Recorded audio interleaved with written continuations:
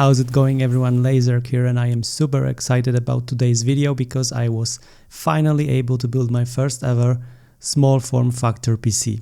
Seems like SFF PCs are all the hype today, and I must admit that after seeing some builds done by Eli from Optimum Tech, I was also carried by the hype train and decided to build one myself.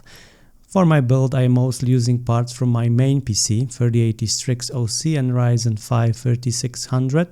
However, I had to invest in a mini ITX motherboard. I went with the MSI B550i Gaming Edge, paired it with an SF 750 watt platinum power supply from Corsair, and of course mentioned in the title NR200 from Cooler Master, which is honestly the main reason for the build. A separate review for the case is coming up shortly, so if you want to be notified when the video is out, remember to subscribe and hit the notification bell. Now let's see how the building process went, and after that I will share some thoughts about building my first SFF PC with the NR200 from Cooler Master.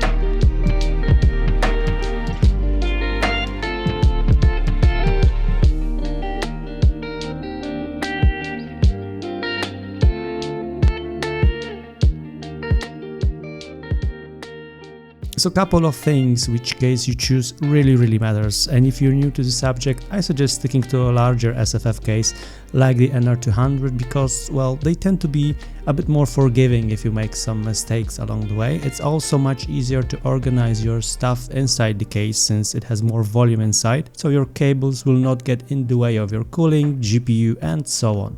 Overall, I have to admit I was expecting a really tough experience while building in such a small case, but since you could basically take the whole case apart without even using a screwdriver, it made the process so much easier. One thing you have to remember is to plan everything out beforehand. Mount all of your components on your motherboard before you put it inside, but leave the cooling system and GPU for last, especially if you're planning on mounting an air cooler on your CPU, as it will take a lot of space inside and make it difficult to connect the CPU power cables and so on. While we're on the air cooler, remember this case supports a maximum of 155mm height, and while it might also fit one that has 157 or maybe even 158, anything larger will prevent the side panel from closing, and I learned that the hard way. If your card is slightly bigger, you need to use your Tetris moves to fit it in, as the 3080 Strix takes almost full length of the box, so connecting it to the PCIe port was a bit tricky and you need to be extra careful not to damage anything. Overall, I was really satisfied with the build as the temperatures inside were really acceptable,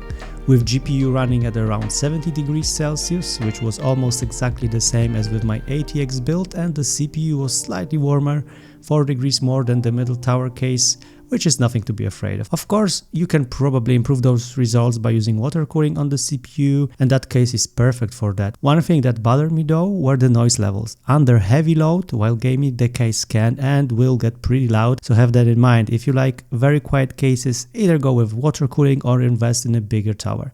Alright, I hope you enjoyed this video, and if you did, leave a like and subscribe because there's more videos on the way. Thank you very much for watching. I'm Laser and I'll see you soon.